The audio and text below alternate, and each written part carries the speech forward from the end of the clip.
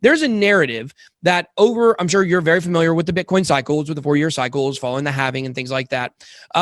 There's a narrative out there that all of the big corporations and all the institutions, the big investment funds, they're buying Bitcoin right now and they are not going to sell it. And that's going to make us not go into the same kind of bear market that we've seen in the past. Is that your strategy? Is no matter what, like even just take into consideration, there is going to be a bear market and you guys are just going to hodl through it and not care if the price goes down, 85% again. What is your take on that? And how are you guys handling, So Ben, just a basic set of principles. First of all, Bitcoin is the apex property of the human race.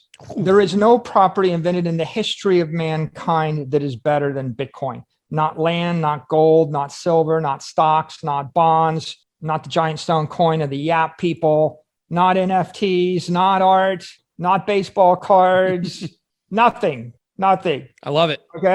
Okay. So it's the apex, it's property. It's also the longest duration asset. That means there's no reason you can't hold it for 100 years. Yeah. It's better than owning all of Manhattan. It's better than owning, the center city blocks of the greatest cities in the world. This is like Manhattan in cyberspace. One day 1 billion people will live there, then one day 5 billion people will live there. So I'm telling you, 5 billion people are going to want to own property in cyberspace. There's only 21 city blocks. How long are they going to want to own that property? How about like 1,000 freaking years? Yeah. Right. Like there's no reason why the property isn't good for 1,000 years. It's an open software protocol that's only going to get better over time. The English language has been around for quite a while, right? How about Arabic numbers? Been around for quite a while. Yeah. A protocol can last a long, long time. So we've got this issue of, is it long duration? Yes. Is it high quality? Yes. When should you ever sell an asset? The theoretic, and this is why people like the models are all just misleading people to make awful dilutive decisions, destroying their wealth.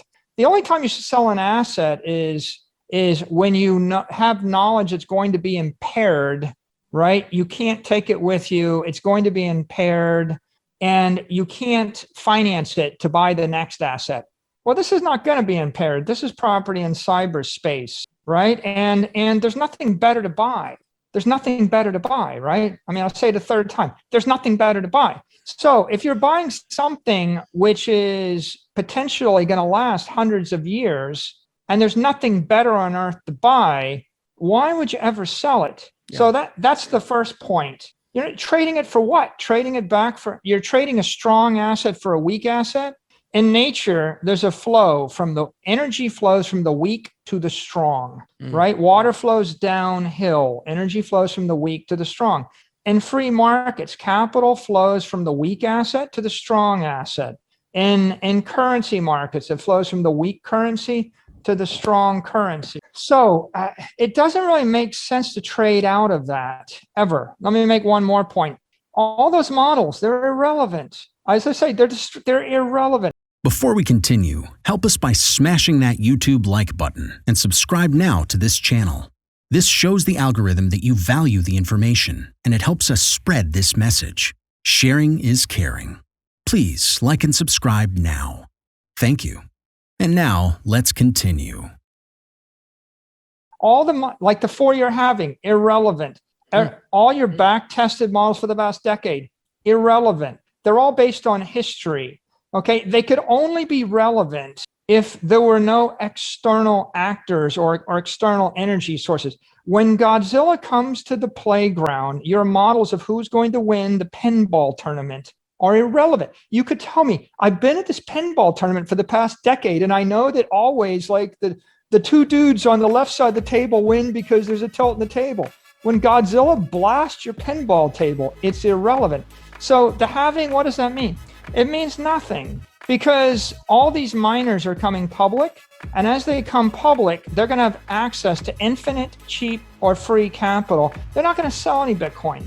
They're going to buy the Bitcoin. Stock to flow is going to infinity. Then stock to flow is going negative, right? When all the exchanges and all the miners of Bitcoin are public, there's no reason why they couldn't issue billions and tens of billions of dollars of equity and debt and buy Bitcoin. Why would you buy Bitcoin? Well, my investors want the Bitcoin. Well, what if the investors don't want the Bitcoin? What if the investors hate Bitcoin? Well, if investors hate Bitcoin, they're not investing in publicly traded Bitcoin miners, are they now? Right? Nobody's investing in a publicly traded Bitcoin exchange or publicly traded Bitcoin miner or a publicly traded Bitcoin company if they hate Bitcoin. So as the shareholders rotate, what you realize is there's no rational reason for anybody that ever earns Bitcoin or trades Bitcoin to ever sell the Bitcoin, which means that the stock to flow doesn't matter, which means the halving doesn't matter. What matters? What matters is when someone shows up with $20 billion and they want to buy Bitcoin, that matters. What happens, if Tesla buys 10 billion Bitcoin instead of 1 billion or 1.5 billion? That matters. Is that in your model?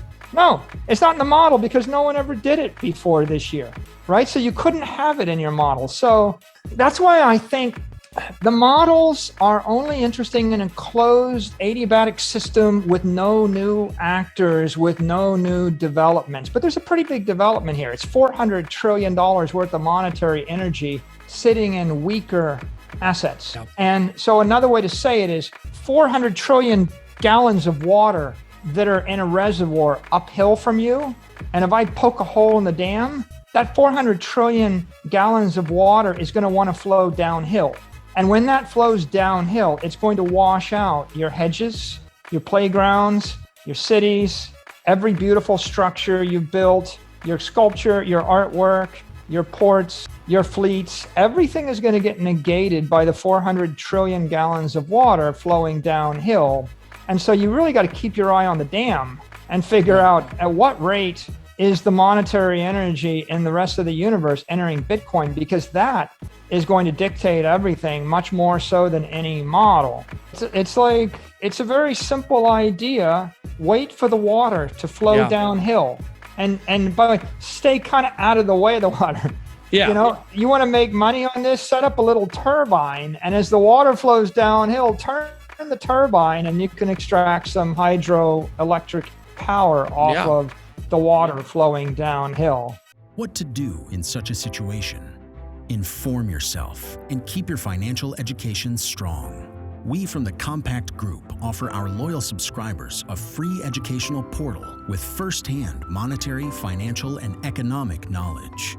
Enter our invite-only Insider Club by clicking the link below. You will get access to first-class information far earlier than the rest. We have prepared a special deal for all our members where you can access a giant pool of Robert Kiyosaki's financial wisdom for just $1. To find out more, simply click the link below and join our Insider Club absolutely free. But there is more you can and should do. Build up several streams of income. More and more people realize that they have to take their future in their own hands, but they don't know how and where to start. We from Compact offer our Insider Club members unique opportunities.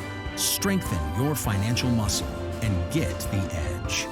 Click the link below. Become part of our free Insider Club. No financial obligations. But there's one important thing you have to know. You have to become active. So do it now. Become active and see you on the other side.